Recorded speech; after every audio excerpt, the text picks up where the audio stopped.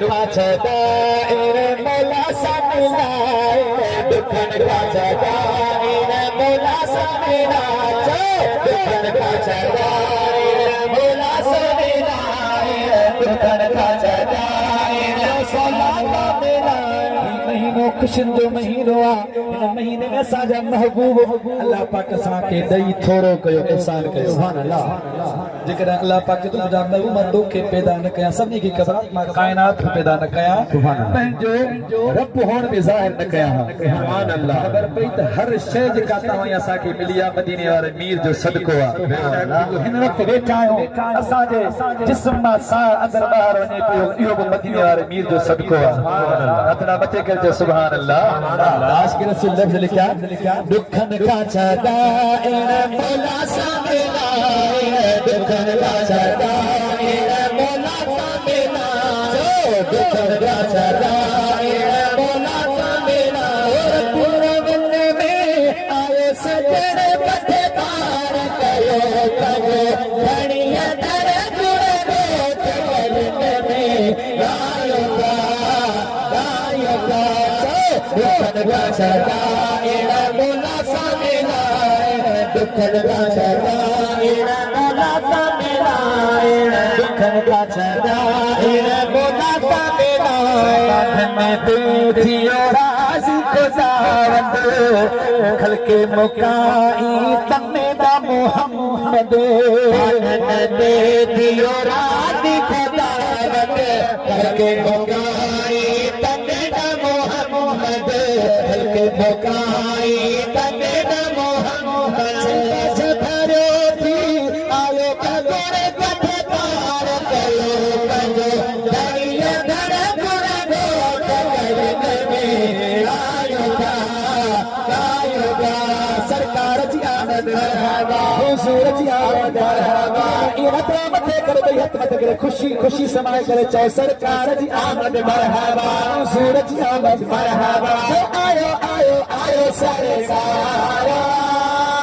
मथे को अतन के लहराए करे झंडी बाय करे चाहे आयो आयो आयो सरकार बाहज अची आई बहार चवे थी झूमी चवा बदल खबेरा मरहबा चवा सरकार जी आमद मरहबा हुजूर जी आमद मरहबा हुजूर जी आमद मरहबा जी आमद मरहबा जी आमद मरहबा दुखन का छदाए मौला समिलाए दुखन का छदाए मौला समिलाए जिन अचे हा जुए में जान बे किन ठाहे हा गायब शेरब अचे हा जुए में जान बे किन ठाहे हा गायब शेरब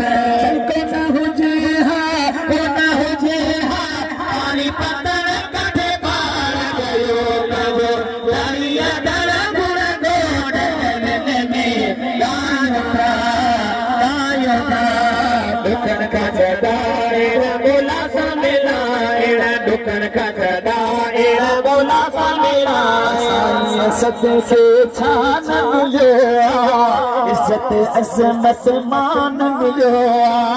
कायमत के चार मिलो इज्जत अजमत मान मिलो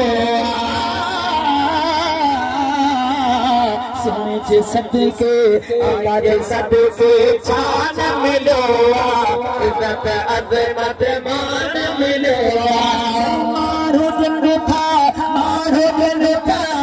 बद मर कथे पार कयो कयो दुनिया दर गुण गोट गलने में गायोगा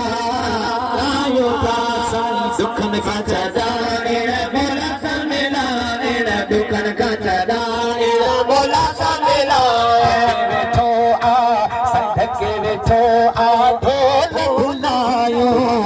चहेड़ा तहेड़ा उन जाई आयो वेठो आ ढोल भुलायो चहेड़ा तहेड़ा उन जाई आयो चहेड़ा तहेड़ा उन जाई आयो शाहिद अली सिख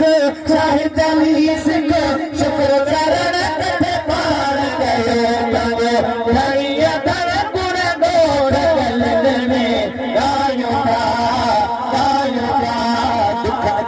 छॾा एण मौला समिलाए दुखनि खां छॾा एण मौला समिलाए दुखनि खां छॾा